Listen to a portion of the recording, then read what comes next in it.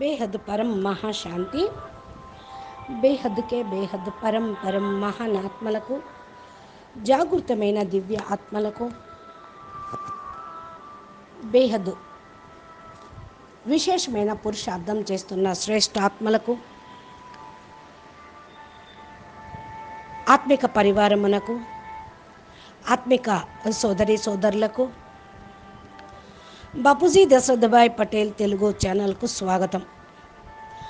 663 live meditation.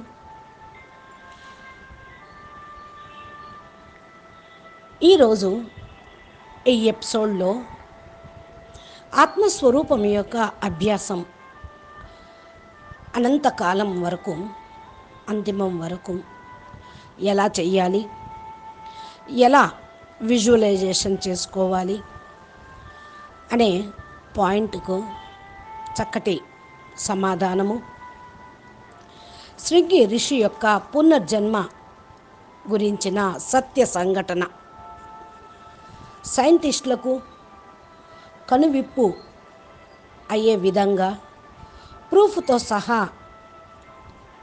మనకు ఇక్కడ ఈరోజు మనం తెలుసుకుందాము. చాలామంది అడుగుతూ ఉంటారు, ఆత్మస్వరూపం యొక్క అనుభూతి అవ్వటం ఎలాగా, ఇది సాధారణమైన భాషలో ఇతరులకు ఎలా చెప్పగలము అని. దీనికి సమాధానం అనంతభాయ్ చెప్తూ ఉన్నారు. ఆత్మస్వరూపము అనేది గొప్ప సబ్జెక్టు. దీనిలో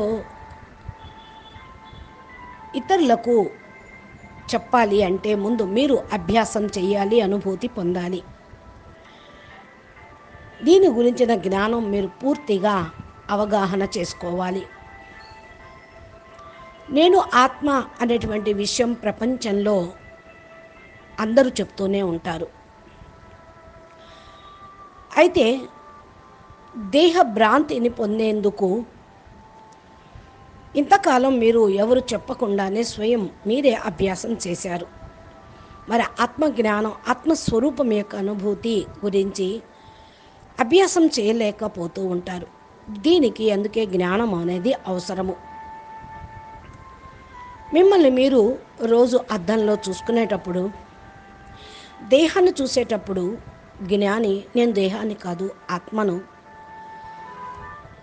నేను బిందు స్వరూపాన్ని, ఈ శరీరాన్ని నడిపించేటువంటి డ్రైవర్ని అంటూ మిమ్మల్ని మీరు దృక్పథంలో మార్చుకుంటూ ఉండాలి. ఆత్మను అనే అభ్యాసం చేస్తూ ఉంటే కాన్షియస్ మైండ్లోను, సబ్ కాన్షియస్ మైండ్లోను, అన్కాన్షియస్ మైండ్ లోపల కూడా ఈ యొక్క స్మృతి అనేది ప్రింట్ అవుతుంది. ఈ స్మృతిని బట్టే స్థితి తయారవుతూ ఉంటుంది. ఇది ఎంతెంతగా మీరు చేస్తూ ఉంటారో అంతగా పొందటం అనేది మీపైనే ఆధారపడి ఉంటుంది. మీరు ఏ విధంగా మిమ్మల్ని మీరు ఆత్మగా అనుకుంటూ ఉంటారో అంతగా మీరు దాన్ని విజువలైజేషన్ చేసుకోగలుగుతూ ఉంటారు. అయితే ఇలా అనుకోవటానికి ఫస్ట్ ఈ యొక్క పద్ధతిని మీకు మీరే తయారు చేసుకోవాలి. ఏ పద్ధతి? ఫస్ట్ మనసు పైన యుద్ధం జరుగుతూ ఉంటుంది, స్టార్ట్ అవుతుంది. మనసుకు మీరు చెప్పుకోండి, దేహాన్ని మర్చిపోతూ దేహానికి సంబంధించినవన్నీ కూడా వదలటానికి తర్ఫీదు ఇచ్చుకుంటూ ఉండాలి. ఇది రోజంతట్లో మీకు సమయం లభించినప్పుడల్లా ఒకసారి కాకుండా మాటి మాటికి మీకు మీరే చెప్పుకుంటూ ఉండాలి. నేను పరం ప్రకాశ స్వరూపాన్ని, పరం లైట్ స్వరూప ఆత్మను, పవిత్రమైనటువంటి ఆత్మను, నేను దివ్య ఆత్మను, చైతన్య స్వరూపమైన ఆత్మను అంటూ తింటూ తిరుగుతూ నడుస్తూ లేస్తూ కూర్చుంటూ కూడా నేను శుద్ధమైన ఆత్మను అనే అభ్యాసం చేస్తూ ఉండాలి. ఇలా చేయగా మీరు మీ మనసుని మార్చుకోగలుగుతూ ఉంటారు. దేహాభిమానం యొక్క అభ్యాసం అనేది కూడా మర్చిపోతూ ఉంటారు. స్వయం మీరు ఆత్మ యొక్క ప్రాక్టీసు చేస్తూ ఉన్నప్పుడు అది అలవాటైపోతుంది. స్వయం మీరు చేసినప్పుడు చూడండి, దేహాభిమానం అనేది ఎవరూ నేర్పలేదు మీకు. ఇతరులతో మాట్లాడుతున్న దేహం గురించే మాట్లాడతారు, దేహదారుల గురించి మాట్లాడతారు, దైహిక ప్రపంచం గురించి, దేహ పదార్థాల గురించి మాట్లాడుతూ ఉంటారు. ఇది అభ్యాసం అయిపోయింది కదా. ఆత్మ గురించి మాటి మాటికి ఇలాగే మీరు అభ్యాసం, ఆత్మచింతన, ఆత్మస్మృతి, ఆత్మ గురించిన మాట్లాడుకోవటాలు, ఆత్మను చూడటాలు, ఇలా మీకు మీరే అభ్యాసం చేస్తూ పెంచుకుంటూ ఉండే కొద్దీ, దీని గురించి ఆలోచిస్తూ దీని గురించే వింటూ ఆటోమేటిక్గా అభ్యాసం అయిపోతుంది. కష్టాలు, దుఃఖాలు, కర్మ బంధనాల నుండి బయటపడగలుగుతూ ఉంటారు. నేను ఆత్మను, ఈ శరీరానికి కష్టాలు, దుఃఖాలు, కర్మ బంధనాలు అనుకున్నప్పుడు ఆటోమేటిక్గా అవి దూరం అయిపోతూ ఉంటాయి కదా.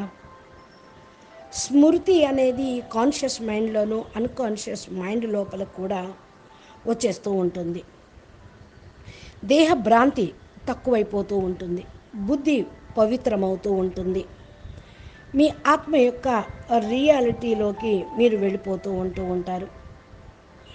ఇలా ఆత్మస్వరూపం యొక్క డెఫినేషన్ తెలుసుకొని స్మృతి అభ్యాసం చేస్తూ ఉంటే ఆటోమేటిక్గా మీకు ఆత్మస్వరూపంలో స్థిరంగా అవ్వటం జరుగుతుంది. ఆత్మస్వరూపం గురించి వేదాల్లోనూ ఉపనిషత్తుల్లోనూ ఏం చెప్పారు? అహం బ్రహ్మస్మి, బ్రహ్మస్వరూపము అని, చైతన్యము అని, శరీరాన్ని నడిపించేటువంటి డ్రైవరు అని చెప్పారు కదా. అందుకని శరీరం స్థూలమైన వాటిని తప్ప మిగతా స్థూలమైన వాటిని ఖండించుకుంటూ వెళ్తే మిగతా ఉన్నదే ఆత్మ. నేను శరీరాన్ని కాదు, లైట్ బీయింగ్ ఆత్మను. నేను మనిషిని కాదు, కాంతి శరీరం కలిగిన వ్యక్తిని, కాంతి రూపాన్ని అనే అభ్యాసం మీరు మాటి మాటికి చేస్తూ ఉండాలి.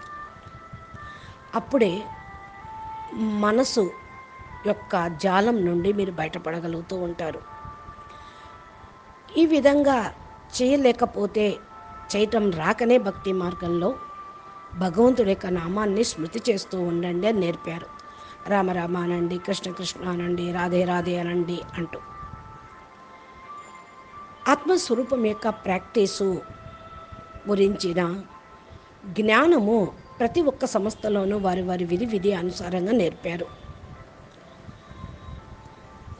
దీన్ని విజువలైజేషన్ చేసుకుంటూ పర్ఫెక్ట్గా అయిపోయిన వాళ్ళు ఉండవచ్చు. మిమ్మల్ని మీరు ఆత్మగా గుర్తించటానికి ఆత్మ లైట్ స్వరూపం బిందు అనుకొని ఒక బొట్టన్నా పెట్టుకొని, తెల్లబొట్టు, దాన్ని స్మృతి చేస్తూ ఉండండి. అప్పుడు మీ ఆలోచన చాలా పవర్ఫుల్గా అవుతూ ఉంటుంది. ఏదైతే మర్చిపోయారో దాన్ని జ్ఞాపకం చేసుకుంటూ ఉండాలి. చూడండి, ఏదైనా వస్తువు ఇంట్లో మర్చిపోయారు, తాళమే అనుకోండి, తాళం చెవి, తాళం తాళం చెవి, తాళం చెవి అంటూ దాన్నే మననం చేస్తూ ఉంటే అది ఎక్కడ పెట్టారో అది విజువలైజేషన్ అయిపోతూ ఉంటుంది. ఇది ప్రాక్టికల్గా అనుభవం కూడా అందరికీ. అప్పుడు మనసు, బుద్ధి రెండు ఒక్కసారిగా పనిచేయటం జరుగుతూ ఉంటుంది. అంటే ఈ యొక్క మాటి మాటికి దాని గురించి సంకల్పము మైండ్కు కమాండ్ చేస్తూ ఉంటుంది, అది జ్ఞప్తికి వస్తూ ఉంటుంది. అదేవిధంగా మనసు, బుద్ధి లోపల దీన్ని పంపిస్తూ ఉంటే, మైండ్కి కమాండ్ చేస్తూ ఉంటే, నేను ఆత్మ లైట్ స్వరూపాన్ని, పరం ప్రకాశాన్ని అంటూ విజువలైజేషన్ చేసుకుంటూ పాయింట్ ఆఫ్ లైట్ అని అనుభూతి పొందవచ్చు. ఏదన్నా సరే విశ్వాసంతో విజువలైజేషన్ చేసుకుంటూ ఉండాలి. ఏదో 2 రోజులు చేసి చూడండి అంటే కాదు, ఆజీవాంతం అంతిమం వరకు చేస్తూనే ఉండాలి. ఎందుకంటే దేహాభిమానం యొక్క అభ్యాసం ఎన్ని జన్మలు తీసుకున్నారో, ఎన్ని యోనుల్లోకి వెళ్ళారో, అన్ని యోనుల్లో కూడా మీరు చేస్తూ వచ్చారు కదా. మరి ఇప్పుడు ఆత్మ యొక్క అభ్యాసం అలాగే జ్ఞానం పొందిన తర్వాత నిరంతరం చేస్తూ ఉంటేనే జన్మ జన్మాంతరాల దేహాభిమానం తొలగిపోతుంది, ఆత్మ పైన విశ్వాసం పెరిగిపోతుంది. దేహాభిమానం తగ్గిపోతూ ఉంటుంది.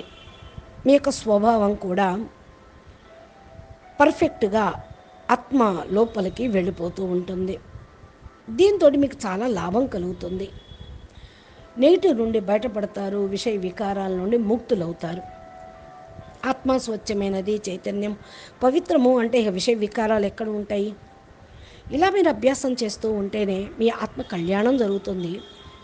ఇతరులకు కూడా మీరు మోటివేషన్ చేయగలుగుతారు. ప్రస్తుత వర్తమాన సమయంలో ఈ మోటివేషన్ అనేది చాలా అవసరము. కాబట్టి దీన్ని మీరు ప్రాక్టికల్లోకి తీసుకురండి. దీపం దీపం దీపం అంటే అది ఎలగదు, వెలిగించాలి కదా. అలాగే సంకల్పం చేస్తూ ధారణ చేస్తూ స్వరూపంలోకి ఉంటే తప్పకుండా అది జరుగుతూ ఉంటుంది. ఏదైతే మీరు శరీరంతో బుద్ధిని ఆత్మను అనుసంధానం చేస్తూ ఉంటారో,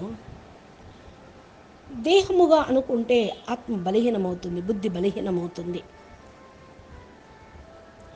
అందుకని దీన్ని బుద్ధితోటి త్యాగం చేయాలి. అప్పుడే మీకు శక్తి అనేది లభిస్తూ ఉంటుంది. సంకల్పం అనేటువంటి బీజమునకు ఈ జీవితం ఒక వృక్షం లాంటిది. ఈ జీవితంలో మీరు పొందేది కొమ్మలు, రెమ్మలు, ఆకులు, కాయలు. అంటే ఇది ప్రారంధం. అంటే బీజము సంకల్పం ఎంత మంచిగా చేస్తారో పాజిటివ్గా అంత ఫలితాన్ని పొందుతారు. అందుకని సంకల్పాల మీద మీరు ధ్యాస పెట్టండి. అప్పుడే మొలకెత్తుతుంది, లేకపోతే వృధా అయిపోతుంది. అప్పుడు మీకు మీరే కట్ చేసుకొని కోసేసుకోవాల్సి వస్తూ ఉంటుంది.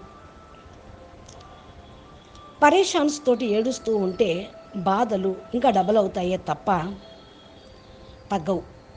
అదే స్మైల్ చేయటం, నవ్వటం నేర్చుకున్నట్లయితే అన్నీ ఒక్క సెకండ్లో ఎగిరిపోతాయి. మనసులో కూడా నియంత్రణ చేసుకోవటం వల్ల కూడా సంతోషం కలుగుతూ ఉంటుంది. ఇది ప్రేమ మానవుని శరీరంలోని శరీరంతో ఉన్న ధర్మము పైన కాదు, ధారణ పైన ఉండాలి. మీ డ్యూటీని మీరు నిభాయిస్తూ ఉంటూ పరమాత్మ పైన విశ్వాసంతో, నమ్మకంతో కనెక్ట్ అవుతూ ఉంటే మిమ్మల్ని మీరు తెలుసుకోగలుగుతారు, పరమాత్మను తెలుసుకోగలుగుతారు. మిమ్మల్ని మీరు తెలుసుకోకపోయినా నిర్జీవులు అన్నట్టే, పరమాత్మను తెలుసుకోకపోయినా కూడా నిర్జీవులు అన్నట్లే. మీరు ఎప్పుడైతే మీ రచయితను, మీ మాలిక్ను తెలుసుకుంటారో సముద్రంలాగా అయిపోతారు, చైతన్యవంతులుగా అయిపోతూ ఉంటారు. ఎప్పుడైతే మీరు ఆయన తోడుగా అనుభవం చేసుకుంటూ ఉంటారో అదే ఆయన సమానంగా అయిపోతారు. కాబట్టి మీరు ఏదైనా సరే మనసుతోటి అప్రిషియేట్ చేయండి, బుద్ధితోటి హస్తక్షేపం చేయండి, వివేకంతో సమీక్షించండి. ఇలా చేయకపోతే, ఇలా చేయటం రాకపోతే మౌనంగా ఉండటమే ఉత్తమం. కనుక మీ పురుషార్థాన్ని పెంచుకుంటూ ఏ విధంగా మీరు ముందుకు వెళ్ళాలో అనేది ప్రయత్నం చేస్తూ ఉండండి, మీ యొక్క స్వస్వరూపాన్ని తెలుసుకోవటానికి. ఇప్పుడు మనం ఇంకా ఈరోజు టాపిక్లోకి వెళ్తే, శృంగి ఋషి యొక్క పునర్జన్మ. అసలు ఈ శృంగి ఋషి ఎవరు, ఈయనకి ఏ విధంగా శాపం కలిగింది, కలియుగంలో ఎలా జన్మ తీసుకున్నాడు, ఈ జన్మ వృత్తాంతము ఏంటి అనే విషయం తెలుసుకుంటే సైంటిస్టులకు కూడా ఒక సవాల్గానే ఉంటుంది. సైంటిస్టులు కానీ కొంతమంది పునర్జన్మ సిద్ధాంతాన్ని నమ్మని వాళ్లకు ఇది ఒక కనువిప్పు అనుకోండి. ఇంకా శృంగి ఋషి గురించి మనం తెలుసుకోవాలి అంటే కొందరికి తెలిసి ఉండవచ్చు. అజ్ఞాని హిందువులకు, సైంటిస్టులకు కూడా పరమ సత్యముగా ఇది ఒక చేతావని. రాజా జనకుడుకి ముగ్గురు భార్యలు ఉన్నారు. వారికి సంతానం లేదు. అందుకనే వాళ్ళు చింతిస్తూ ఉన్నారు. ఉత్తరాధికారి ఎవరవుతారు మాకు తదనంతరం అంటూ దశరథుడు బాధపడుతూ ఉన్నాడు. ఈ యొక్క చింతను దూరం చేయటం కోసం వశిష్ఠ మహాముని సలహా ఇచ్చారు. మీ యొక్క అల్లుడైన శృంగి ఋషితోటి పుత్రకామేష్టి యజ్ఞాన్ని చేయించండి, మీకు పుత్రుడు కలుగుతారు అని. ఇంకా దశరథుడు తన మంత్రి సుమంతుని సలహా మీద పుత్రకామేష్టి యజ్ఞం కోసం మహా ఋషులను ఆహ్వానించారు. ఈ యజ్ఞంని దశరథుడు శృంగి ఋషిని కూడా పిలిచారు. కంగ్ ఋషి అనేది ఒక పుణ్య ఆత్మ. ఎక్కడైతే ఈయన కాళ్ళు పాదం మోపుతారో అక్కడ వర్షం కురుస్తుంది అని, యాషారాం వస్తుంది అని, సిద్ధి సంపదలు వస్తాయి అని ప్రతీక. సుమంత్ కంగ్ ముఖ్య ఋషిత్వాన్ని తెలుసుకున్నవాడై దశరథుడి యొక్క నిమంత్రణను ఆదేశించారు. ఫస్టే శృంగి ఋషి యజ్ఞం చేయుటకు నిరాకరించిన తరువాత శాంత చెప్పిన మీదట శృంగి ఋషి రాజా దశరథుడికి పుత్రకామేష్టి యజ్ఞం చేయుటకు తయారీ అయ్యాడు. అంటే ఇక్కడ చెప్పడంలో పుత్రకామేష్టి యజ్ఞం చేయించినటువంటి వాళ్ళ యొక్క పుణ్యము, అంటే వాళ్ళ జీవితం మొత్తం సంపాదించిన పుణ్యం అంతా ఆ యజ్ఞంలో ఆహుతి అయిపోతుంది. వారు పుణ్యానికి బదులుగా గానే రాజా జనకుడికి దశరథుడికి 4 పుత్రులు జన్మించారు. ఇక శృంగి ఋషి యొక్క రీబర్త్ ఇది ఎందుకు జరిగింది ఇలాగా అంటే 1942లో గాజియాబాద్ జిల్లాలో సలోమాబాద్ కురంపూర్ గ్రామంలో సామాన్య పరివారంలో కృష్ణదత్తజీ మహారాజా జన్మించారు. తర్వాత కృష్ణదత్త మహారాజు అయ్యాడు. కృష్ణదత్త అనేటువంటి బాబు జన్మించాడు. ఇది హిందూ జులాహా పరివారం వీరు. అయితే ఈ బాలుడు ఎదురుగాళ్ళతోటి పుట్టడం జరిగింది. సామాన్యంగా అయితే అందరూ తలను బయట పెట్టి జన్మిస్తారు. కానీ ఈయన కాళ్ళతోటి బయటికి వచ్చాడు, ఉల్టాగా పుట్టాడు. కృష్ణ భగవానుడు కూడా ఇలాగే ఎదురుగాళ్ళతో పుట్టారు అని చెప్తూ ఉంటారు. ఈ కారణం వల్లనే కృష్ణ అనే పేరు ఆయనకి వచ్చింది అని. అదేవిధంగా ఇక్కడ ఈయన కూడా ఈ బాలుడు కూడా 6 నెలలు సంవత్సరంన్నర వరకు కూడా తలను కదిలిస్తూనే ఉంటూ ఉండేవాడు. మాట్లాడేవాడు కాదు బాలుడు. తర్వాత ఈ బాలుడు 3 సంవత్సరాల తర్వాత మాట్లాడటం బిగించేశాడు. మాట్లాడటం ఏంటి, ఇక సంస్కృతంలో శుద్ధమైన హిందీలో ధారా ప్రవాహంగా ఉపన్యాసాలు ఇవ్వటం బిగించేశాడు. రామాయణం మహాభారత కథలు వినిపించడం ప్రారంభించాడు. కేవలం 3-4 సంవత్సరాల వయసులోనే ఇన్ని చెప్తూ ఉన్నాడు. అంటే ఆ సమయం అంటే 1942 ఆ గ్రామంలో అక్షరాస్యులు చాలా తక్కువ మంది ఉన్నారు. అంటే చదువుకున్న వాళ్ళు, విద్యావంతులు చాలా తక్కువ మంది ఉండేవాళ్ళు. అసలు ముల్లా జిల్లాలోనే చాలా తక్కువగా ఉండేవాళ్ళు. అందరూ నిరక్షరాసులే, ఎవరు చదువుకోలేని వాళ్ళు. ఇక ఈయన ఉపన్యాసాలు చెప్తుంటే వాళ్ళకు చాలా ఆశ్చర్యం కలిగేది. ఈ మాట దూరం వరకు చేరిపోయింది.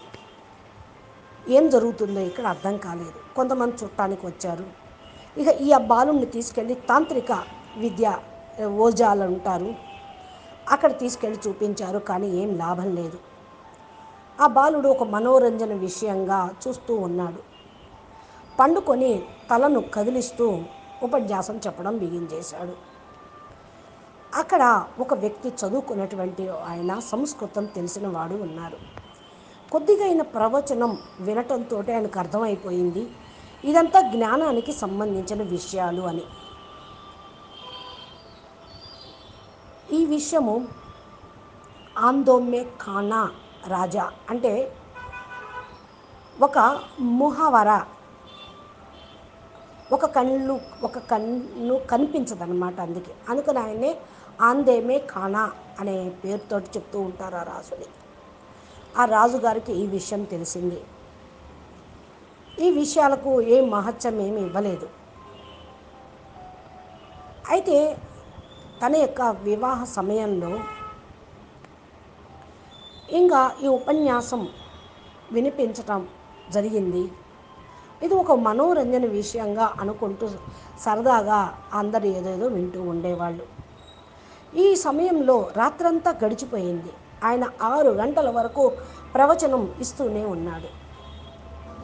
ప్రజలు వింటూనే ఉన్నారు. అన్ని విషయాలు ఈయన చెప్తూనే ఉన్నాడు. ఇక ఆ బాలుడు, కృష్ణ యొక్క బాలుడు పరేషాన్ అయిపోయి ఆ బాలుణ్ణి అందరూ కూడా ఎగతాళి చేస్తున్నారని బాధపడ్డాడు. తన జీవితంలోనే చాలా ఆపదలు వచ్చినాయి, కష్టాలు పడ్డాడు. ఇక ఈ బాలుడిని కూడా కొట్టడం బిగించేశారు. చాలా గ్రామంలో వాళ్ళందరూ నవ్వులాటుగా ఎగతాళిగా చేస్తూ ఉండేవాళ్ళు. ఇంట్లో వాళ్ళు కూడా కొడుతూ ఉండేవాళ్ళు. తండ్రి కూడా కొడుతూ ఉండేవాడు. ఇంకా ఏం చెయ్యాలి, తూ తూ అంటూ ఉండేవాళ్ళు. కానీ ఒక సమాధి స్థితిలాగా ఆయన ఉండిపోతూ ఉండేవాడు. దాంట్లోనే ప్రవచనాలు చెప్పడం ప్రారంభిస్తూ ఉండేవాడు. ఇన్ని రకాల దుఃఖం కలిగినప్పటికీ కూడా ఆయన ఆయన స్థితి గురించి ఎవరికీ అర్థం కాలేదు. దుఃఖపడుతున్నా 15-16 సంవత్సరాల వయసులో ఒక అర్ధరాత్రి అతను గ్రామం వదిలేసి వెళ్ళిపోయాడు. గ్రామంలోని ప్రజలకు కూడా వారి యొక్క పరేషాన్ అంతా పోయింది, తనులు తింటమూ పోయింది అనుకున్నాడు. ఇక ఈ బాలుడి చేత చాలా పనులు చేయిస్తూ ఉండేవాళ్ళు. తిరుగుతూ ఇంకా అలాగే ఉన్నా ఎప్పుడైతే ఇంట్లో నుంచి బయటికి వచ్చాడో ఇక పర్వతాలు, గుట్టలు అన్నీ కూడా దాటుకుంటూ తిరుగుతూ ఎక్కడైతే పాండవుల యొక్క లక్క ఇల్లు, అంటే లక్క ఇల్లును దహనం చేశారు కదా కౌరవులు, ఆ లక్క ఇంటి దగ్గరికి చేరుకున్నాడు. లక్షాగ్రహం అంటారు దాన్ని. అక్కడ ఆయన కొన్ని సంస్కృత విద్వాంసులు లభించారు. అక్కడ వారికి కొంత ఆర్య సమాజం వాళ్ళు కలిశారు. ఇంకా సనాతన ధర్మం వాళ్ళు కూడా ఉండేవాళ్ళు. ఇంకా సనాతన ధర్మం అంటే ఆర్య సమాజం అందరినీ కలుసుకున్నాడు. వాళ్ళు కూడా చూశారు ఈయన ప్రవచనాలు చాలా అద్భుతంగా ఉన్నాయి అని. జ్ఞాన దర్శన, ఆధ్యాత్మికం, ఆయుర్వేదం, యజ్ఞము, యోగము, ప్రాచీన మన యొక్క ఋషుల యొక్క వర్ణన, రామాయణ మహాభారతం మొత్తం మాట్లాడుతూ ఉండేవాడు ఈ కృష్ణదత్త అనే అబ్బాయి. డీటెయిల్గా కూడా ఆయన ముద్ర కూడా వేసేవాడు. ఏమి అర్థమయ్యేది కాదు అక్కడ ఉన్న వాళ్ళకు. చాలా ఆశ్చర్యం కలిగేది. ఇది చాలా గొప్ప పరిశోధన విషయంగా అంటూ ఉండేవాళ్ళు. ఇక నెమ్మదిగా ఈయన యొక్క ప్రవచనాలను కొన్ని రికార్డింగ్ చేయటం జరిగింది. కొన్ని ప్రదేశాల్లో రికార్డింగ్ ఉండేది కాదు. అయితే ఫస్ట్ ప్రవచనంలో ఆయన రికార్డు ఉండేది. అది ఢిల్లీ రికార్డింగ్ చేసింది. 1962లో ఢిల్లీలోకి తీసుకుని వెళ్ళటం జరిగింది. అక్కడ డాక్టర్ రాజేంద్ర ప్రసాద్ మన దేశం యొక్క రాష్ట్రపతి ఉన్నారు. 10,000 మంది పబ్లిక్ ఉన్నారు అక్కడ. ఆయన ప్రవచనం వినిపిస్తూ ఉన్నాడు. ఆ సమయంలో 20 సంవత్సరాల స్టేజ్ ఉంది, 20 సంవత్సరాల వయసు ఉంది ఈ బాలుడికి. బ్రహ్మచారి కృష్ణదత్త, ఆయన యొక్క పేరు కృష్ణ నుండి కృష్ణదత్తగా అయ్యాడు. ఎందుకంటే ఆ జీవితం ఆయన ఆ జన్మ బ్రహ్మచారిగా ఉన్నాడు. బ్రహ్మచారి కృష్ణదత్త యొక్క ప్రవచనం ప్రారంభమైంది. రికార్డింగ్ అవ్వటం కూడా ప్రారంభమైంది. క్యాసెట్స్ కూడా తయారైపోయినాయి. రికార్డ్స్ నడుస్తూ ఉన్నాయి. ఇక గ్రామంలో అటు ఇటు చేరి ఆ విషయం తెలిసిపోయింది.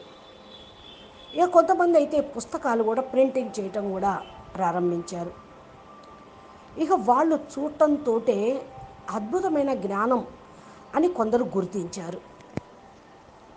ప్రాచీనంగా ఎప్పుడో జరిగినటువంటి విషయాలన్నీ కూడా దీని లోపల జ్ఞానం నిండి ఉంది అని గుర్తించారు కొందరు. అద్భుతం అనిపించింది. ఏమీ చదువుకొని ఈ బాలుడు ఈ విధంగా ఎలా మాట్లాడుతున్నారో ఎవరికీ అర్థం కాలేదు. అతనికి తన యొక్క ప్రవచనాల విషయం కూడా తెలుసు. ఎందుకంటే ఈ యొక్క ప్రవచనాలలో ముగ్గురు ఋషులు పేర్లు ఎప్పుడు వస్తూ ఉండేవి. ఒకరైతే ఆయన యొక్క మహానంద ముని శిష్యుడు. ఆయన యొక్క శిష్యుడు మహానంద ముని ఎప్పుడూ కూడా ప్రశ్నోత్తరాలు జరుపుతూ ఉండేవాడు. ఈ ప్రవచనాల సమయంలో రెండవ వాణి బయటకు వస్తూ ఉండేది. అంటే మహానంద ముని ఫస్ట్ వేరుగా చెప్తూ ఉండేవాళ్ళు. అంటే ఇది ఒక జాగృత స్టేజిలో ఆయన వాక్కుని పలుకుతున్నారు అని కొంతమందికి అనిపించేది. అయితే కూడా ఆయనకు అసలు ఆ సమయంలో ఏ భ్రాంతి అనేది ఉండేది కాదు, తెలిసేది కాదు ఆయన ఏం చెప్తున్నాడో అని. అంటే వేరే ఆత్మ ప్రవేశించి ఉపన్యాసం చెప్పిస్తుందా, వేరే ఆత్మ రేసెస్ వేసి ఈ విధంగా ప్రవచనాలు చెప్తుందా అనిపిస్తుంది. అయితే ఆయన ప్రవచనంలో ఏం చెప్పాడో, ఆ స్టేజిలో ఆయన ఎలా ఉన్నాడో అనేది తెలియదు. అయితే ఆ ప్రవచనాలతోటి ఏమి తెలిసింది అంటే త్రేతాయుగంలో శృంగి ఋషి ఆత్మ అని కొంతమందికి అవగాహన అయినది. ఆ సమయంలోనే రాముడు, భరతుడు, లక్ష్మణుడు, శత్రుఘ్నుడు పుట్టారు. అంటే మహర్షి వశిష్ఠుడు ఆ పుత్రకామేష్టి యజ్ఞం చేయటంలో అసఫలమైనప్పుడు పుత్రకామేష్టి యజ్ఞం విశేషించి శృంగు ఋషిని పిలిపించడం జరిగింది యజ్ఞం కోసం. అంటే ఈ యొక్క చెప్పేటువంటి ప్రవచనాలు కృష్ణదత్త శృంగ ఋషి ఆత్మ అని కొందరు నిర్ధారణ చేసుకున్నారు. మరి ఈయన ఈ విధంగా ఎందుకు జన్మ తీసుకున్నాడు అని అంటే గురువు యొక్క శాపం వల్ల ఈయనకి కలియుగంలో ఇలాంటి జన్మ లభించింది అని. మరి దీని వృత్తాంతం ఏంటి, గురువు శాపం ఏంటి అంటే దీని గురించి చెప్పుకొచ్చారు. ఇదొక సంఘటన. ఇది గురువు ఎవరైతే ఉన్నారో ఆయన ఆది బ్రహ్మ. ఆయన యొక్క పేరు కూడా ఆది బ్రహ్మే. ఆది బ్రహ్మ యొక్క పుత్రుడిని ఈయన అవమానించాడు. ఈ కారణం వల్ల క్రోధావేశంలోకి వచ్చి వారికి మృత్యుదండన ఇచ్చేశాడు. దీని తర్వాత గురు ఆది బ్రహ్మకు తెలిసిపోయింది తన పుత్రుడికి మృత్యుదండన లభించింది అని. వెంటనే అహంకారంలోకి వచ్చి శాపం పెట్టేశాడు. నీకు నీ యొక్క జ్ఞానం యొక్క అహంకారం ఉన్నది, నీవు సీదా మృత్యుదండన ఇచ్చేశావు. అందుకని నీవు సత్యయుగం, త్రేతాయుగం, ద్వాపరయుగం ఈ 3 యుగాల్లో దీంట్లోనే ఉంటావు. కానీ లాస్ట్ సమయంలో ఆత్మ సూర్యలోకానికి వెళ్ళిపోయి సూర్యమండలంలోకి చేరి దాని తర్వాత కలియుగం 5000 సంవత్సరాలు గడిచిపోయిన తర్వాత ఒక అజ్ఞాని గృహంలో నువ్వు జన్మ తీసుకుంటావు. అక్కడ నీకు ఎవరు శిక్షణ ఇచ్చేవాళ్ళు ఉండరు, నీకు చదువు అనేది లభించదు, ఏ గురువు నీకు ప్రాప్తించరు. అక్కడ ఉన్న వాళ్ళందరూ కూడా నిన్న పాకండి, పాపి అని ఏమీ తెలియని వాడుగా నిన్ను నిర్ణయిస్తాడు. ఈ మాటలన్నీ కూడా రికార్డింగ్ అయిపోయి ఉన్నాయి, ప్రవచనంలో ఉన్నాయి. ఈ యొక్క ప్రవచనం 1962ది యోగం ద్వారా ఆత్మలో విశ్వభ్రమణ అని. మహర్షి ఒకవైపు ఉన్నారు, ఆ వైపుకు ఇంకొక ఆత్మ ఎలా అంటే మహర్షి లోమాష్ మునిక ప్రవచనం కూడా ఉంది అందుట్లో. దీంట్లో అన్ని విషయాలు వచ్చేసినాయి. ఆ సమయంలో అన్నీ చెప్పడం జరిగింది. అంటే 1962లో ఈ విషయాలన్నీ చెప్పడం జరిగింది. అయితే ఎప్పుడైతే వారు అడగటం జరిగిందో, గురుదేవ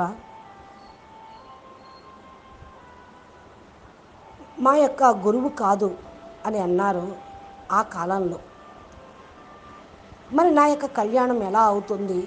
ఆ సమయంలో ఆ కాలంలో గురువు ఉండడు, చదువుకుని ఇంట్లో జన్మ తీసుకోను, ఎలా నా ఆత్మ కళ్యాణం అవుతుంది అని అడిగారు. అప్పుడు గురువు అన్నారు, ఆది బ్రహ్మ ఏదైతే అన్నారో, ఎప్పుడైతే నీ శరీరాన్ని యొక్క ఆయుష్ 50 సంవత్సరాలు అయిపోతుందో అప్పుడు నీకు సూక్ష్మ శరీరంతో బ్రహ్మ ఆత్మ ప్రాప్తి లభిస్తుంది.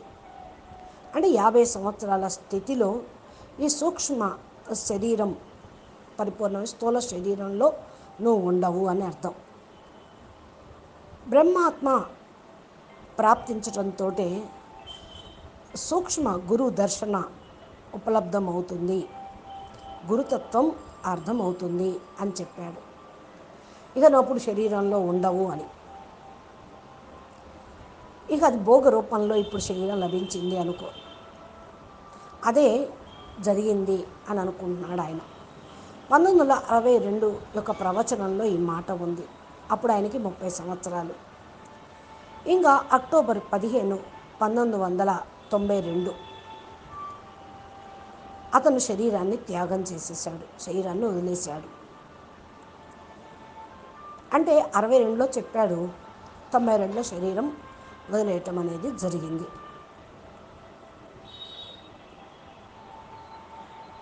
అంటే 30 సంవత్సరాల తర్వాత ఉపన్యాసం చెప్పేటప్పటికి 62లో ఆయనకి 20 సంవత్సరాలే కదా.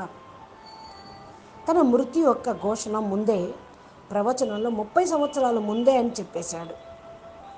తన పూర్వజన్మ యొక్క ఘటనలు, మహాభారత రామాయణంలో జరిగినవన్నీ కూడా ఈ విధమైన రహస్యాలు చెప్పారు. ఇప్పటికీ 100 పైగా పుస్తకాలు ఉపలబ్ధమయ్యాయి దీని గురించి.